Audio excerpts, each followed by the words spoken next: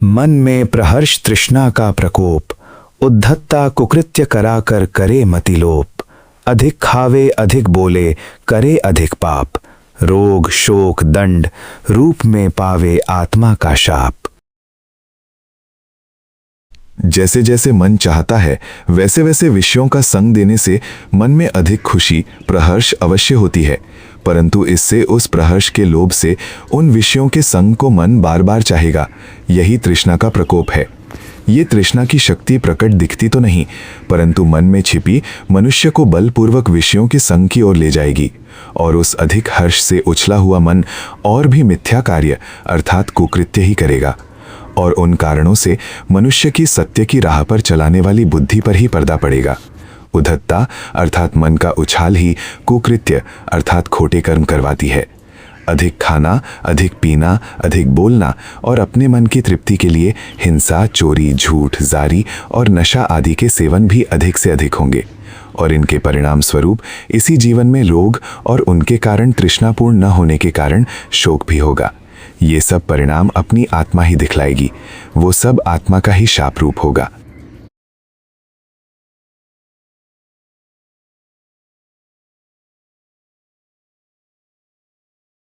हर्ष को कुछ अल्प रखे करें युक्त संग, उदास सही होगा मन थोड़ा होगा भंग। थोड़ा सा ये दुख भव भेषज बन जाए, ध्यान ज्ञान द्वारा बड़े दुख से बचाए।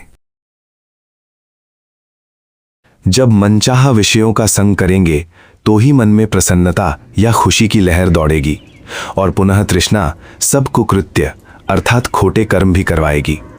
परंतु यदि इन विषयों के सेवन के हर्ष को कुछ अल्प या कम रखकर युक्ति युक्त अर्थात बुद्धि विचार द्वारा सही ढंग समझकर शरीर की आवश्यकता पहचान कर ही उचित प्रकार से सेवन किया जाएगा तो मन थोड़ा उदास तो अवश्य होगा और उन विषयों के सुख के लिए उछला हुआ थोड़ा भंग भी होगा अर्थात उसका इरादा पूर्ण न होने से मन भटकेगा भी।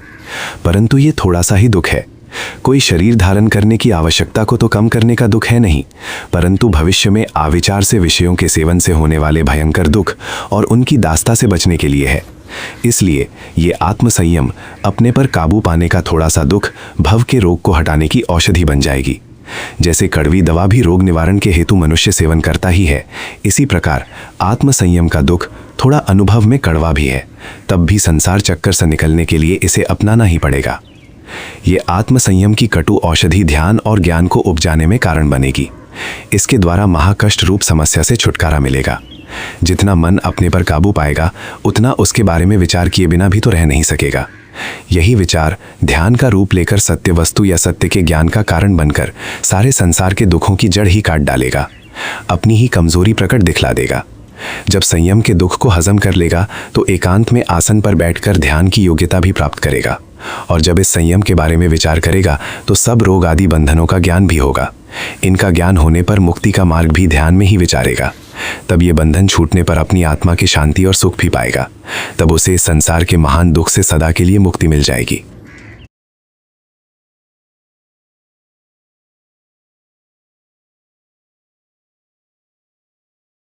धर्म में साफल्य का प्रमोद है जरूर, उसमें ही प्रहर्ष का है खोटा ही सुरूर।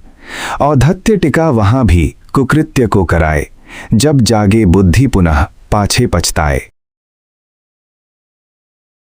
ये पद साधक को सावधान बनाए रखने के लिए प्रेरित करता है कि जब मनुष्य अपने को संयम में रखना शुरू करेगा और जब आत्म संयम का अभ्यास बढ़ने लगेगा तो इससे मन में प्रसन्नता अर्थात प्रमोद भी होगा।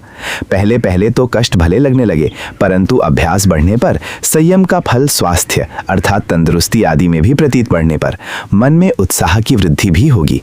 परंतु उसमें भी अधिक प्रसन्नता का सुरूर या नशा भी तो उत्तम नहीं है, खोटा ही है, क्योंकि इससे मनुष्य अपने में अभिमानी सा होने लगता है। दूसरों को संयम में दुर्बल देखकर अपने में श्रेष्ठता का मान भी कर सकता है। इस जैसा उसका नशा उत्तम नहीं है। इस मोह अहंकार और दूसरों से श्रेष्ठता के नशे में टिका हुआ औद्धत्य अर्थात मन का उछाल इस साधक पुरुष से भी कुकृत्य अर्थात खोटे कर्म करवा सकता है। इसलिए मनुष्य को साधना के साथ साथ सावधानी भी रखनी पड़ेगी। इसलिए हर समय स्मृति या मौके की संभाल या सुधि या याद बनाए रखनी रखनी होगी, नहीं तो ऐसा व्यक्ति कहीं बेकार के विवादों में भी उलझ सकता है। व्यर्थ में क्रोधी होकर दूसरों का मन से बुरा भी सोच सकता है। मन में अशांति तो कुकृत्यों से बनी ही रहती है और दूसरों से कलह आदि में शाप आदि भी मुख से निकल सकता है, परंतु इन सब का परिणाम पश्चाताप ही होगा, क्योंकि जब कहीं मन शांत होने पर बुद्धि जगेगी तो इससे अपने किए हुए का खेद ही प्रकट होगा। ये भी एक दूसरे प्रकार का भवजान ही है, संसार चक्र ही है। मनुष्य मान के बंधन में पड़ जाता है, इससे भी टलकर अपने आप की एकांत की चुप्पी की शांति ही भली है। निष्फल अभिमान के वचन और विरोधीवाद से मन में दुखी होता है। दुख देने वाले कर्म का पश्चाताप ही फल है, अर्थात अंतिम परिणाम है।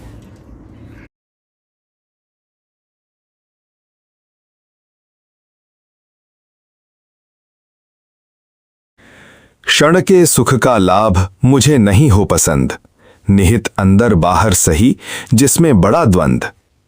थोड़ा सा महसूस मुझे आसन पे सुहाए, जिसकी राह से ध्यान ज्ञान अनंत को मिलाए। बाह्य हर्ष अर्थात बाहर की खुशी से तात्पर्य है संसार में होना, अर्थात संसार में ही मन का फैलाव, हमें भला या अच्छा जंचना, यही सब तृष्णा का स्वरूप है। इस भव तृष्णा से विपरीत है अपनी आत्मा में प्रतिष्ठा या फिर आत्मा में स्थिति के लिए अंतर्मुखता के अभ्यास का होना। इसी के निमित्त जैसा मन का भाव बनाना चाहिए, वह महसूस करने में लाना चाहिए, उसी भाव के बारे में ये पद बताता है। साधक मनुष्य को ऐसा मन का भाव बनाना चाहिए कि बाहर के विषयों से होने वाले सुख क्षण मात्र ही दिखाई देते हैं, इससे अधिक इनका सुख नहीं टिकता। इसलिए ये सुख मुझे प्रीति करने योग्य प्रतीत नहीं होते, इसलिए मेरी रुचि के भी नहीं है। ये भाव विचार और ध्यान द्वारा ही बनेगा, नहीं तो सब जीवों में होने वाला बाह्य प्रकृति का तृष्णा वाला मन अर्थात भाव तो इनमें क्षण मात्र की अच्छाई दिखलाकर छलता ही रहेगा।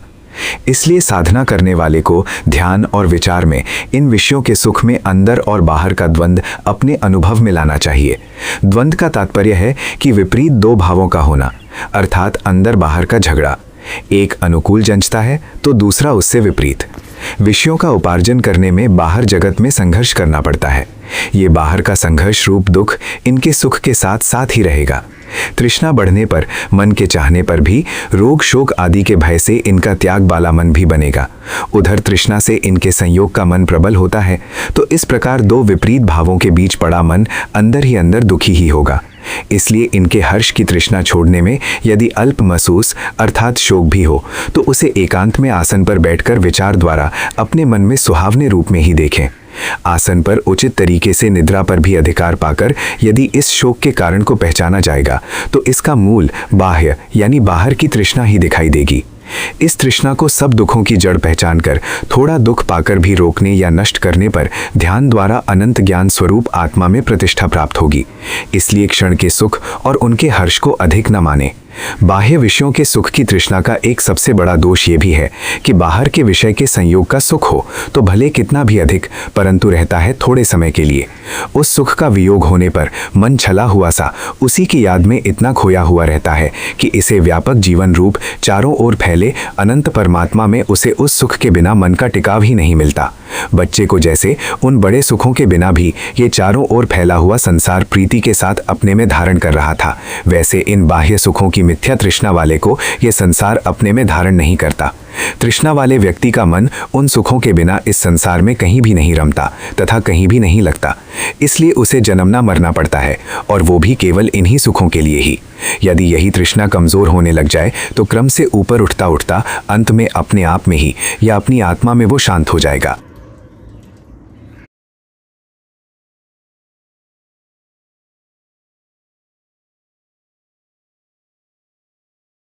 आपहु किए बिना कछु बने नहीं बात, दूजे के बताने से टूटे ना घनी रात।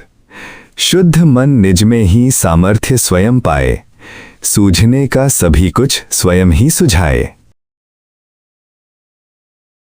अंदर और बाहर की शक्तियों को अर्थात आत्मा और जगत के सच्चे स्वरूप को स्वयं ही मनुष्य ध्यान और विचार की बारीकी में पहचानने का यत्न करे।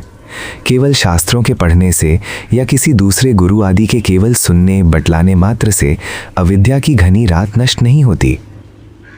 स्वयं मनुष्य को अपना यत्न किए बिना जो कुछ शास्त्र में फल कहा गया है वो नहीं प्राप्त हो सकेगा।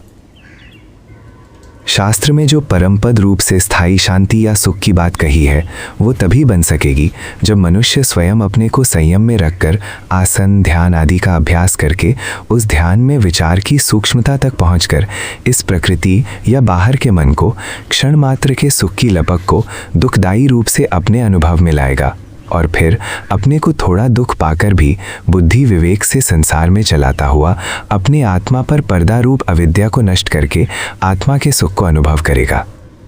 दीर्घ काल के अभ्यास से संयम, ध्यान और ज्ञान द्वारा मन अत्यंत शुद्धि प्राप्त करके जब विषयों से मुख मोड़ेगा तो स्वयं में साधक मनुष्य में सामर्थ्य की प्राप्ति होगी, जिससे कि जो सत्य मनुष्य को निकट रूप से अनुभव में आने चाहिए वे सब अपने आप ही ध्यान में समझ आने लगेंगे और अंत में सब बंधनों से मुक्त आत्मा या अपना आपा भी आनंद रूप से प्रकट होगा। जब क्षण के थोड़े सुख त्यागने जरा सा भी दुखी होकर फिर उन्हीं विषयों की ओर ही मनुष्य भागेगा तो ऐसे दुर्बल मन वाले से वो सामर्थ्य या शक्ति कैसे हो सकती है कि आत्मा के सत्य को वो पहचान सके। सब बाहर के व्यर्थ सुख त्यागने पर जब उनमें मन का भाव तक भी न रहे तो ही पूर्ण मन की शुद्धि समझी जाएगी। शुद्ध मन वाले को सत्य दिखाई पड़ेगा। कीचड़ में बसने वाले कीट को कीचड़ के दुख या उससे मुक्ति अच्छी नहीं लगती।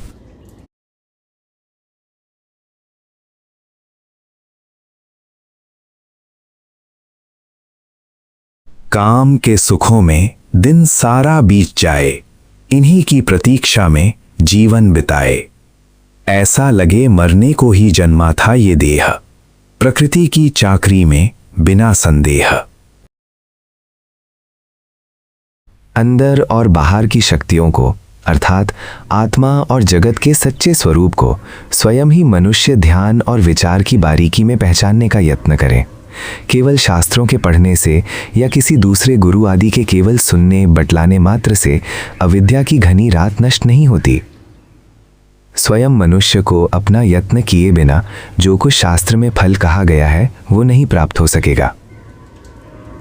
शास्त्र में जो परमपद रूप से स्थायी शांति या सुख की बात कही है वो तभी बन सकेगी जब मनुष्य स्वयं अपने को संयम में रखकर आसन, ध्यान आदि का अभ्यास करके उस ध्यान में विचार की सूक्ष्मता तक पहुंचकर इस प्रकृति या बाहर के मन को क्षण मात्र के सुख की लपक को दुखदायी रूप से अपने अनुभव में लाएगा और फिर अपने को थोड़ा दुख पाकर भी बुद्धि विवेक से संसार में चलाता हुआ अपने आत्मा पर पर्दा रूप अविद्या को नष्ट करके आत्मा के सुख को अनुभव करेगा।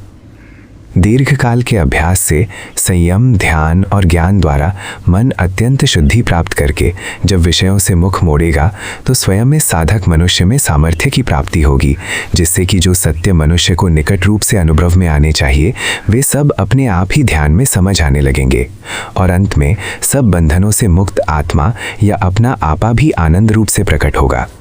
जब क्षण के थोड़े सुख त्यागने जरा सा भी दुखी होकर फिर उन्हीं विषयों की ओर ही मनुष्य भागेगा तो ऐसे दुर्बल मन वाले से वो सामर्थ्य या शक्ति कैसे हो सकती है कि आत्मा के सत्य को वो पहचान सके।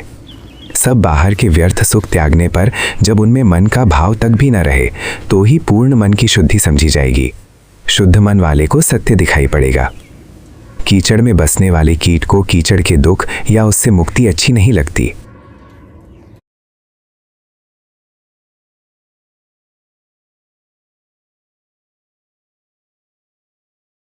बहुत दूर धर्म की सोचना न जन के मन को भाए, उद्देश्य भव्य जीवन का न कुछ भी बनने पाए। है करनी जब ऐसी क्यों कोई सोचे आत्मा, भरनी भी फिर वैसी ही तो गया परमात्मा। मनुष्य इतना प्रकृति की चाकरी में खोया रहता है कि बहुत दूर अर्थात आगे आने वाले समय के बारे में सोचना और उस दुरह समय में जैसा धर्म हित करने वाला है उसके बारे में अभी से ही विचार जगाना भी मनुष्य के मन को नहीं भाता।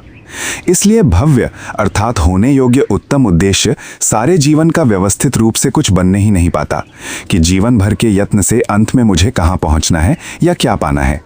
यदि कोई ऐसा उद्देश्य हो तो मनुष्य अपनी चेष्टाओं को तथा यत्न को सुचारू या भली प्रकार से एक व्यवस्था या ढंग में बांध दे। परंतु काम के सुखों को ये क्षण ही प्यारा है जो मीठा और आकर्षक लगता है, इसलिए बहुत दूर किया सारे जीवन की कौन सोचे या सोचने दे। यदि कुछ आगे की सोचे तो इन काम सुखों के बुरे नतीजे ध्यान में जानने में आने लगेंगे तो मन फिर इनको बिना दुख के द्वंद्व अर्थात अंदर के विरोध के कैसे भोग सकेगा। इनका परिणाम दुख रूप देखते हुए कैसे खुशी खुशी इनमें खोया रह सकेगा। तब तो ये मीठे लगने की जगह कड़वे व विष रूप ही दिखेंगे। इसलिए भोगी मनुष्य आगे के बारे में तो यही कहता है कि देखा जाएगा जो कुछ आगे आएगा, या कल किसने देखा है, इत्यादि इत्यादि। वह अपने को ही भूल में डाले रखता है और स्वयं ही भोग भोगता रहता है। जब तक विषयों के सुख में छुपा दुख दृष्टि में नहीं पड़ा, तभी तक विषय भोगने में मीठे लगते हैं।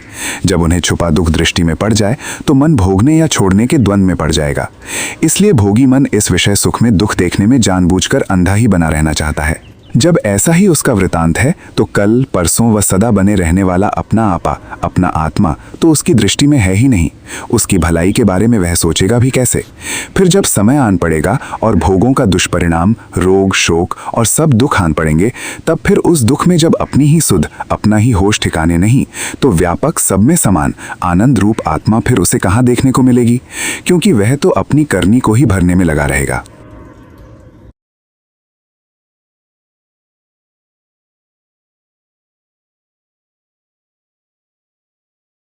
अदोध के अंधकार में न कबहू टिका जाए और दुख की अधीरता सहारे को दर्शाए। कुछ दुख में जीना सीख ले तो बन ही जाए बात, तृष्णा ने जो हिलाए तो हो बोध की प्रभात। प्रकृति से प्रेरित काम को तृप्त करने वाले सुख मोक्ष मार्ग या सहज स्थायी सुख के मार्ग में विघ्न करने वाले हैं। जिस मनुष्य ने काम सुखों के साथ अधिक समय व्यतीत किया है तो उसके श्वास भी काम सुख वाले मन ने ही चलाए हैं। यदि एक साथ इस काम सुख से कोई छुटकारा पाना चाहेगा और इनका संग छोड़ेगा तो उस व्यक्ति का श्वास भी आराम से न चलने के कारण उसे दुख का अनुभव होगा, क्योंकि मन तो उन्हीं सुखों की तृष्णा या राग वाला है। केवल बाह्य संग मात्र ही काम के सुखों को बाहर से ही छोड़ा गया है, अर्थात अंदर से या मन से उनकी तृष्णा तो छुटी नहीं। इस अवस्था में मन केवल इनसे विरहित हुआ खाली सा दिखेगा। विषयों के संग के सुख में राग या तृष्णा के कारण अन्य किसी में भी सुख से लगना नहीं चाहेगा, क्योंकि विषयों के संग के सुख की तृष्णा तो अपने ही भोग चाहेगी। वो मन को दूसरी ओर कैसे जल्दी से लगने देगी? अपने ही भोगों के निमित्त या चिंतन को जगाएंगी। यही सब तृष्णा का बंधन है। तो इसी अवस्था में खाली सा पड़ा हुआ अबोध या अविधा के अंधकार में ही बसा रहेगा। ये अवस्था ज्ञान शून्य होने से दुख रूप व्यतीत होती है। बिना ज्ञान वाला मन तो जागृत काल में आराम से श्वास भी नहीं ले सकता। ऐसी अवस्था में दुखी मन सुख पाने के लिए अधीर होकर कोई सहारा चाहता है। इसीलिए जो साधक अभी दुख सहन करने में दुर्बल है, वो अपने पुराने संस्कारों के चक्कर में पड़कर काम के सुखों की ओर ही भागेगा, क्योंकि मन उन्हीं को झटपट सहारा रूप से दर्शाएगा। यदि कोई साधक इस काम के सुख को त्याग कर थोड़े दुख को सहन करने का अभ्यास बढ़ा ले तो शास्त्र में कहीं मोक्ष का साधन बन जाएगा। मन का दुख में या सुख की अवस्था में टिकाव प्राप्त कर लेने पर यद्यपि तृष्णा तो मनुष्य के मन को अवश्य हिलाएगी, ध्यान आदि के मार्ग से डिगाना चाहेगी, परंतु यदि कोई दुख में टिकाव के साथ साथ निंद्रा को भी उचित मात्रा में वश में करके स्थिर रहेगा तो वो बोध की प्रभात तक भी पहुंच जाएगा, अर्थात जगत और आत्मा के बारे में सब शब्दों के ज्ञान को पा जाएगा। जब मनुष्य अपने मन को स्थिर रखता हुआ दुख में टिका रहने का यत्न करता है तो दुखी मन निंद्रा की ओर झुक जाता है। निंद्रा मीठी लगने लगती है। दुर्बल मन वाला साधक निंद्रा की मिठास के वशीभूत होकर इसी ज्ञान से विहीन लय अवस्था के सुख में पड़ा रहना भी अच्छा या शुभ समझता है। इस अवस्था से भी मन को जगाकर एकाग्र रखने पर ध्यान में विचार जग जाएगा और वो सारे जगत के सत्यों के साथ साथ आत्मा और परमात्मा को निकट रूप से जानने वाला होगा। यही बोध है।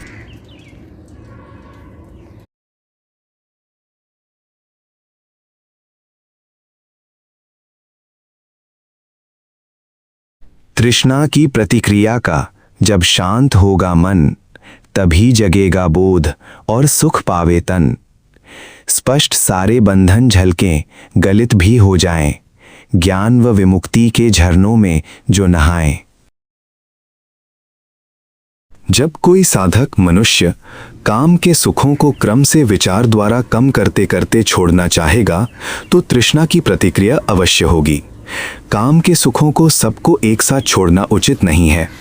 पहले शरीर की आवश्यकता को देखते हुए मनुष्य को अपने काम या इच्छा के सुखों को एक सीमा में बांधना चाहिए। जितनी देह की आवश्यकता है उतनी ही सीमा तक बाहर की वस्तुओं का सेवन करना, और शेष जो केवल मन की तृप्ति या समय ही व्यतीत करने के लिए काम सुख चिपका रखे हैं, उनको एक एक करके समाप्त करके उनके दुख को हजम करने के लिए थोड़ा दुख में या दुख के साथ भी श्वास चलाना सीखना चाहिए। इस सीखने का अर्थ यही है कि त्याग के दुख को एकांत में आसन पर बैठकर विचार द्वारा सहन करने का अभ्यास बढ़ाए। इन काम के सुखों के भविष्य में होने वाले महान दुख को ध्यान में रखते हुए त्याग के अल्प दुख को रोगी मनुष्य के समान सहन करने का अभ्यास करना चाहिए। रोगी मनुष्य भी तो परहेज करता हुआ थोड़ा दुखी होता है, क्योंकि वो अपनी रुचि का नहीं है। रोग को दूर करके स्वास्थ्य लाने के लिए जैसा जैसा खाना, बर्तनना या करना उचित है, वो सब परहेज के अंतर्गत है। इस परहेज को आदतों वाला मन अपनी रुचि से तो नहीं करना चाहिए। थोड़ा दुख पाकर ही परहेज रखा जा सकेगा। इसी दुख के समान ही अंदर या आत्मा की स्वस्थता पाने का भी परहेज है। थोड़ा विषयों के सुख को त्यागने का कष्ट रूप तप हर्षपूर्वक स्वीकार करना ठीक है। ऐसी अवस्था में तृष्णा की प्रतिक्रिया होगी। इन काम के सुखों का राग बार बार विषयों को सुख रूप से सामने लाएगा, पुनः उनकी इच्छा आवश्यक रूप से मन को लुभाएगी। तब उनके लिए मन यत्न करने पर उतारू होना चाहेगा। ऐसी अवस्था में अभी मन की स्थिरता न होने से बोध या सत्य का साक्षात ज्ञान नहीं हो सकता। मन खिन्न या दुखी भी रहता है। ऐसा होने पर मन को पुनः तृष्णा निद्रा की ओर भी ले जाती है। तब भी ज्ञान के मार्ग में विघ्न ही होता है। परंतु निद्रा को उचित रीति से दीर्घकाल के अभ्यास से यथा योग्य वश में करके जब मनुष्य एकांत में आसन पर जागता हुआ डटा रहेगा, तो एक दिन ये तृष्णा का सारा विरोध शांत भी हो जाएगा। तब बोध भी जगने लगेगा। इन काम के सुखों के कारण ही दुख होता हुआ साधक को अपने ज्ञान में दिखाई देगा। यदि ये तृष्णा इतनी बड़ी ना होती तो क्यों ना मन बच्चे जैसे आनंद से जगत में खेलता रहता, परंतु इनके वियोग के कारण ही दुखी है। तृष्णा अधूरी रही ही सताती है। इस प्रकार बोध होने पर सब राग, द्वेष आदि अविद्या तक सभी बंधन स्पष्ट ध्यान में झलकने लगेंगे और गलित अर्थात मनुष्य से दूर होने लगेंगे। जब तक मन इनको पहचानने के स्तर तक अपने ज्ञान को नहीं जगा सकता था, तब तक ही सूक्ष्म मन का या अंतःकरण में ये सब बंधन छिपे छिपे काम, क्रोध, लोभ आदि को उत्पन्न करके संसार चक्र में डालते रहते थे। जब ये पहचान में आने लग गए, इतना बोध या प्रत्यक्ष बुद्धि या ज्ञान जाग गया, तो अब ये ज्ञान वाले मन में सब दुखों की जड़ रूप से दिखने पर बंधन टिके नहीं रह सकते। जब तक अबोध या इन बंधनों का वैरी रूप से ज्ञान नहीं था, तब तक ही ये बली थे। उल्टे वे वैरी बने बैठे थे। अपने परिवार को ही काम, क्रोध तथा मिथ्या कर्म और उनका दंड इत्यादि के रूप में सामने लाते रहे। जब मनुष्य सदा बहने वाली सत्य ज्ञान की धारा में नहाने लग गया, तो साथ साथ इन बंधनों की विमुक्ति की धारा भी शांत रूप से बहने लगी। इन दो धाराओं में सदा स्नान करने वाले में पुनः संसार बंधन और सब जगत का दुख कैसे टिक सकेगा? तब अल्प काम के सुख को त्यागने की महान जगत के बंधन के दुख से बचाव रूप परम पद भी प्राप्त होगा। यही मोक्ष या निर्वाण रूप से कहा गया है। तब सब ओर फैला हुआ चेतन ही चेतन दिखाई पड़ेगा और बंधनों की अवस्था में ही इस व्यापक चेतन पर पर्दा पड़ रहा था। बंधा मन काम के क्षेत्र में ही और अपनों में ही ज्ञान पाता था। जब तक उनका तृष्णा वाला मन रहा, तब तक चारों ओर विस्तार वाला जीवन का सागर दिखाई ही नहीं दिया। यही उस पर अज्ञान या अविद्या का पर्दा था। बोध द्वारा ही ये सब मनुष्य पाएगा। सब जन यही अनुभव करते हैं कि जब मन इच्छा की वस्तु पा जाए तो ही संसार सब भला प्रतीत होता है, नहीं तो उसे चारों ओर अंधकार ही अंधकार दिखाई पड़ता है। जब तृष्णा नहीं रही, काम इच्छा का बंधन नहीं रहा, तो सारा जीवन का सागर स्वर्ग या बैकुंठ धाम ही दिखेगा। यहाँ कोई भी संसार के संयोग का दुख नहीं। मनुष्य स्वयं अपने मन की या अपने आपे की पढ़ाई करे। थोड़ा संसार के जाल से और अपने पराये से मन को हटाकर एकांत में बैठने का अभ्यास बढ़ाए। आलस्य के सुख में ही समय व्यतीत ना करे। ऐसे मनुष्य को अपने आप में सब सत्य प्रकट होने लगेंगे। वो स्वयं अनुभव करेगा कि यदि वो अपने घर से बाहर कहीं 2 या 3 दिन भी रहे, तो उसका मन वहाँ उदास सा, अपने को अकेला सा पड़ गया देखता है। यद्यपि वहाँ भी चारों ओर जीवन का सागर लहरा रहा है, सब प्रकार के शब्द सुनाई पड़ते हैं, परंतु इस मनुष्य का मन उन्हीं अपनों में और अपनों में मिलने वाली मैं में इतना बंध रहा है कि उसे व्यापक में कहीं ठिकाना नहीं मिलता। बस इस सत्य दर्शन से कुछ सीखे। मरने पर जब ये सब अपने छूट जाएंगे तो क्या होगा, इसके बारे में विचार करें। तब आत्मा नाश रहित होने पर भी सुखी तो नहीं होगा, उन्हीं अपनों के लिए तड़पेगा और संसार में ही जन्मेगा।